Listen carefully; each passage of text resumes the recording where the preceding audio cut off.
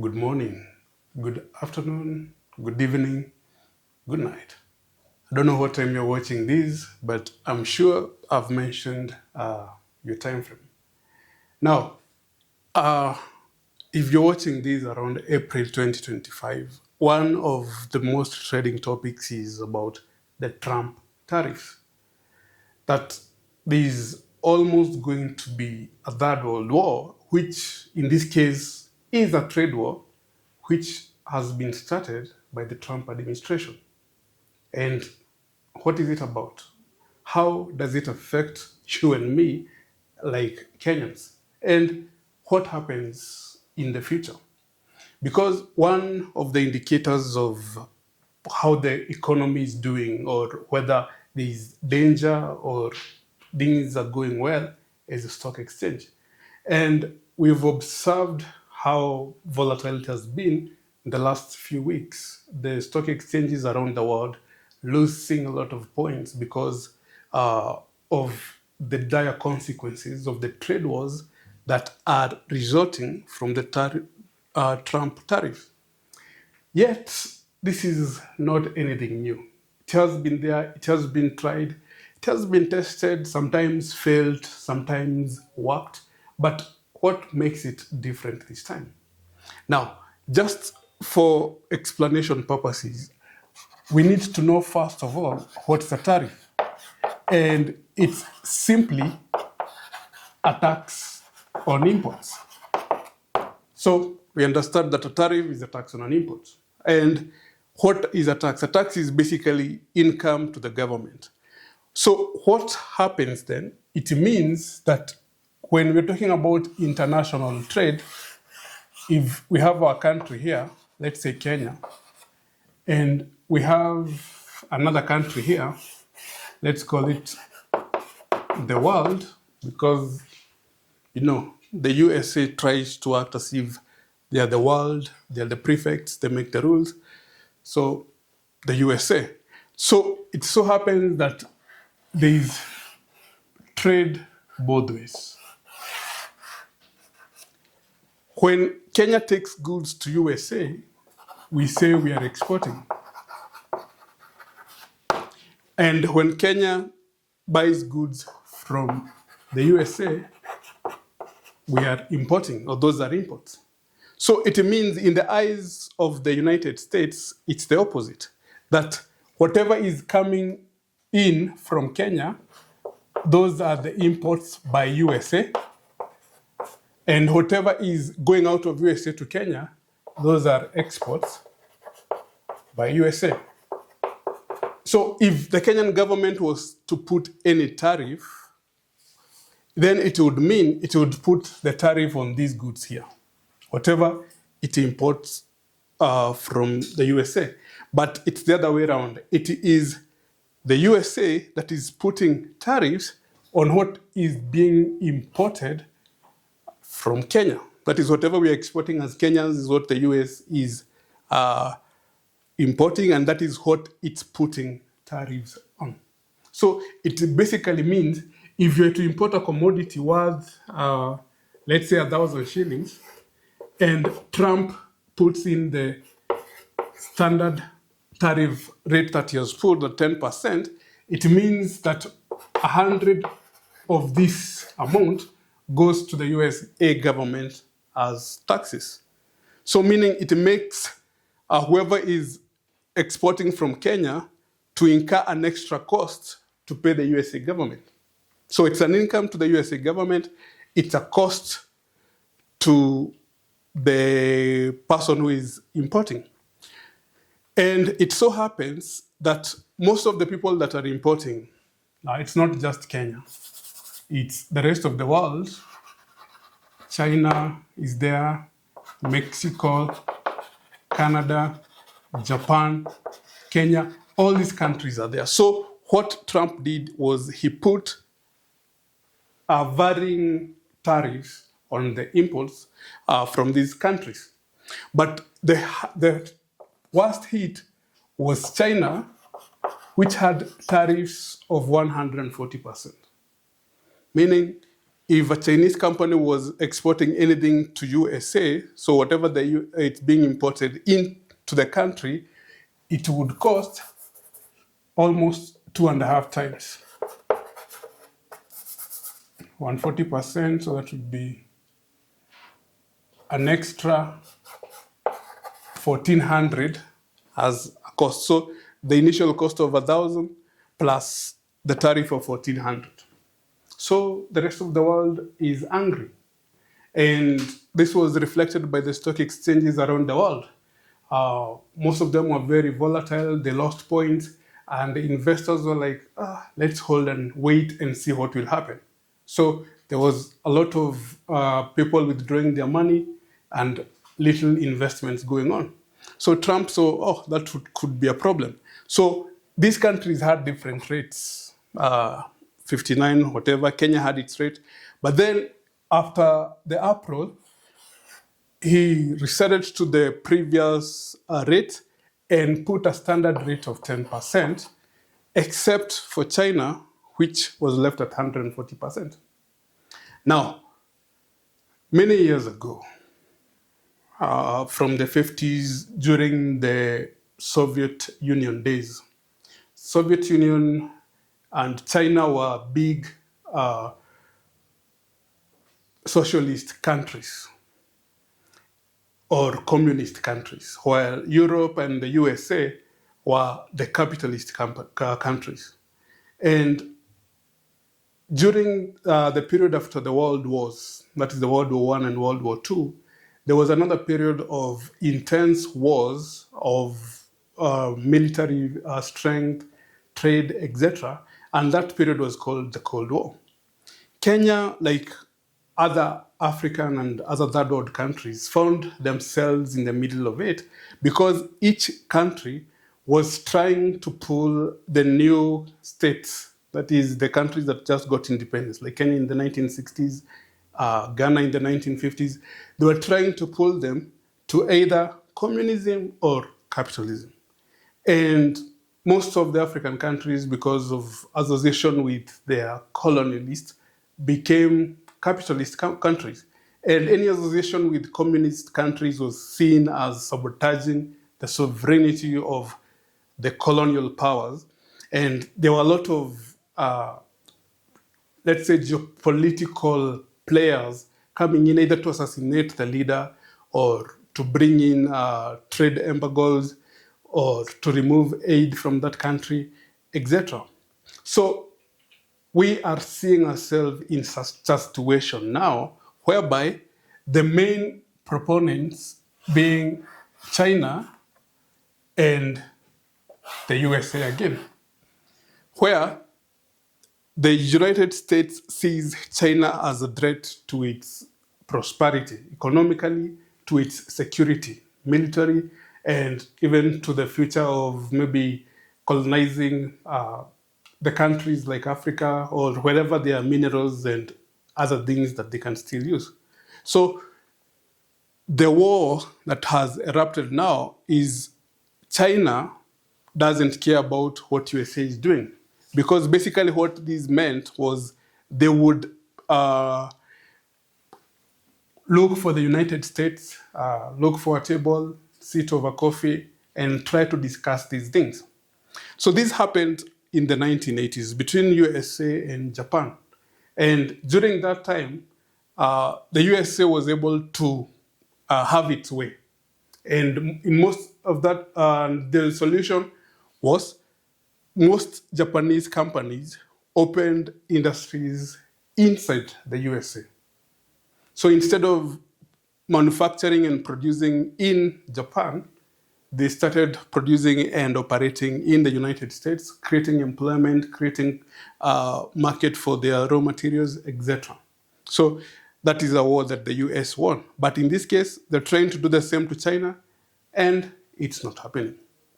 Back to our situation. What does Kenya export from the United States? I mean, to the United States, and what does it get in return? So this is a bit, what do we gain versus what do we lose? If you look at our exports, the normal things, coffee, tea, we also export titanium ore. So that's why we are very important to the United States. And what else do we export?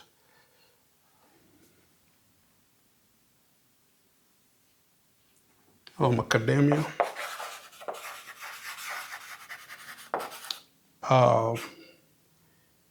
We also export textiles,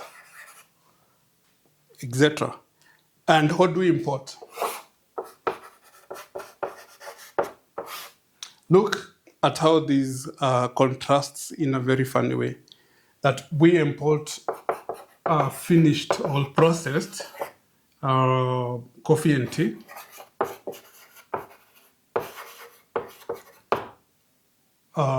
We import, of course, machinery. Like they take the titanium ore, they use it to create things like paint, things for machinery, etc. And we import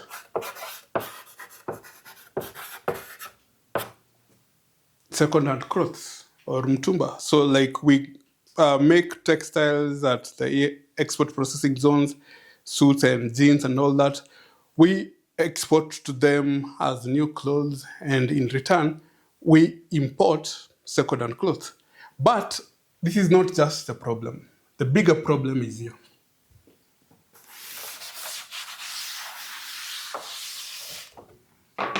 Now, to understand the bigger problem, let me just explain something quickly. We have in economics what we call the gross domestic product, the GDP. Economists can explain to us what or how it really measures or ranks countries according to their economic powers. And we find that there is a formula for calculating the gross domestic product of a country. What we consume plus all the investments that we make plus what the government spends, military, all that, plus what we call here exports minus imports. So this small equation here, E minus X, exports is represented by X, has two consequences. One, it gives us what we call the balance of trade and the balance of payments. Now, let's, for one, just make an assumption.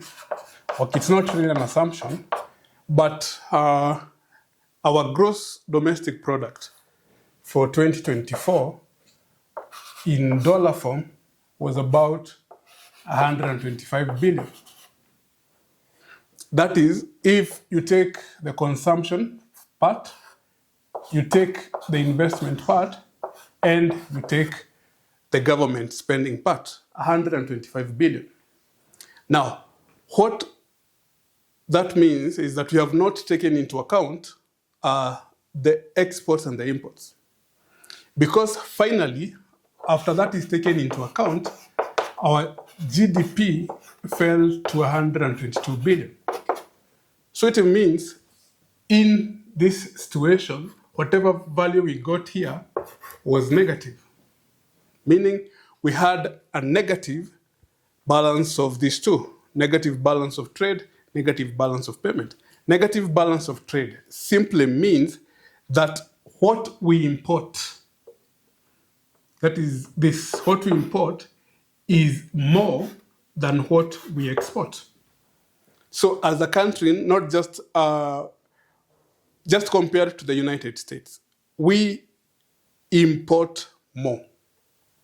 That is our imports in terms of finished goods, machinery, second-hand clothes, all that. We import more than we export. So meaning when we pay, we receive less than we give out. So in this case, it would mean, let me just use normal figures to just use as an example, that in exports, we received something like 5 billion, but we spent 8 billion to buy goods from the United States or from other countries. So meaning the result here is a negative 3.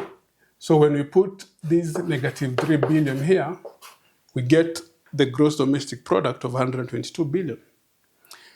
But what's most interesting is that since the last time we had a positive balance of trade and balance of payment, that is in 1993, the negative values have continued to increase. So meaning as much as the world has expanded, we've opened up more industries, we are doing more in terms of trade, our balance of payments has continued to be negative, such as at the last year, it was a very high amount. It was huge. And there are no indications that we can be able to make it lower or change. But I would like us to ask ourselves a question, a very simple question. Is Trump right in doing whatever he's doing? I mean, should he continue doing the Trump tariffs?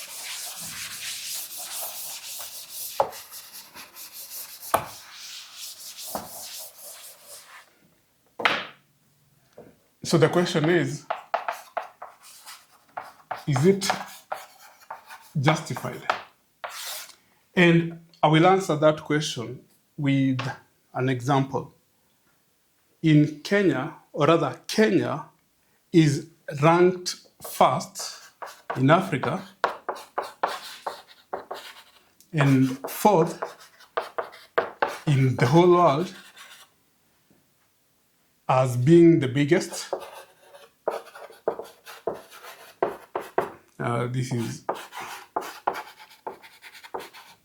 a bit embarrassing to say, but we are first in Africa, fourth in the world as the biggest mtumba importers. Biggest in Africa, number 4 in the world. Not machinery, not medicine, not technology, mtush. Now, I want to ask another question to be able to answer the earlier question. Can the mtumba business coexist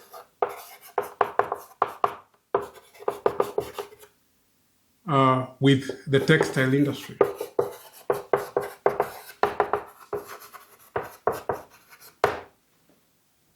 That's food for thought. Do you think that the mtumba business, because it's not an industry as such, because all we do is import, can it coexist with the traditional textile industry where we have farmers who grow cotton, where we have jewelries that process the cotton, where we have factories that process the cotton into garments, where we have tailors actually working inside factories with permanent and pensionable employment and produce garments for the whole country, uniforms for parastatals and government organizations, factory wear, police uniforms. Do you think that industry can coexist together with the mtumba business? My answer is no.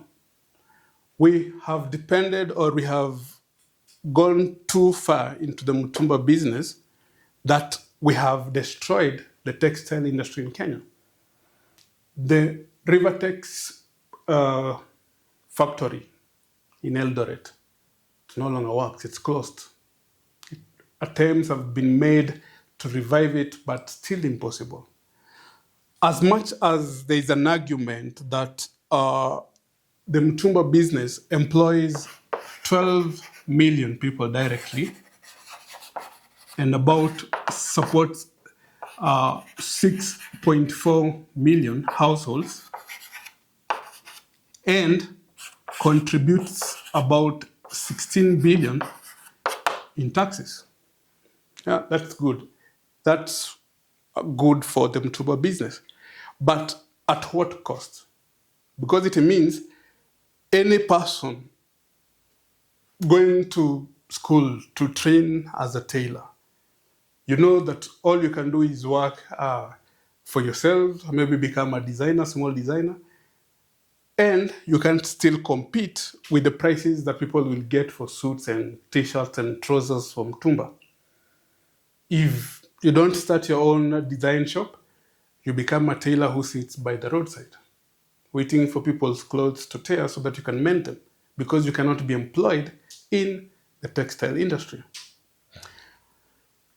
We call on the government so many times. We ask the government to intervene, open the textile industries, etc. But do you know the best way that the government can intervene is by tariffs on Mtumba imports. That's the best and only way that the government can save the textile industry. Tariffs on Mtumba business. That means it will be expensive to import a trouser. Let's say a trouser that was currently selling in the Mtumba places at 2,000 shillings. No, 2,000 is so much. Let's say 500. If they put 100% tariff, that means that the same trouser will now cost 1,000 shillings because you'll have to incur the cost of bringing it to Kenya plus the costs of the taxes, that is the tariffs, which will increase the cost to 1,000. If, on the other hand, the Rivertex and other textile industries are selling the same trouser at 1,000, so even customers or the public will see, okay, I shouldn't go buy a second-hand cloth when I can get a new one at the same price. But currently it's the other way around. The new ones or the ones that are processed in our industries cost higher than what the Mtumba will put. So, but why is it not happening? In fact, they've tried it. In 2019, the East African community had a proposal to phase out Mtumbas. So they had a proposal to put tariffs on Mtumba imports and discourage people from buying and trading in second-hand clothes. But Kenya, sooner than the plan had started, removed itself from the plan, reasoning that its trade partners, the USA, China, and other countries were going to retaliate with their own tariffs, and it would make it harder for Kenya to do business with them. In fact, they mentioned a trade act, the Africa Growth and Opportunities Act, which was a trade act by the United States and Europe for African countries, where they allowed African countries to import goods, or rather to take goods to those countries at no tariffs. In return, we also buy goods from them at no tariffs. So putting tariffs on Mtumba was a way of going against the agreement, and this was seen as a breach of the agreement. Kenya receded from the pact. I don't know whether other East African countries did the same. So we continue with the Mtumba, and we continue with the death of the textile industry. But Trump sees it other way. He doesn't want, because they have statistics to show that since they started trade or they started trading with China and whatever business agreement pacts that they had with China, manufacturing jobs had declined by a very big percentage. So meaning that there are a lot of unemployed people, or rather people who were in the manufacturing businesses, cost of raw materials, etc., were going high, and yet they were not able to produce as cheaply and efficiently as China was doing. So China represents the same threat to the United States, the same way United States represents a threat to our textile industry by forcing us to import Mtumba clothes because we cannot put a tariff on them because of the AGOA issue. I know that was here, there, nowhere sometimes, but I believe in a way you've understood why there's this whole issue about the tariffs, Trump tariffs, etc. But to understand more, watch our TikTok videos. Also, please remember to like this video, leave a comment if you have any questions. Also, share with your friends and subscribe to the channel. Until the next one, see you then.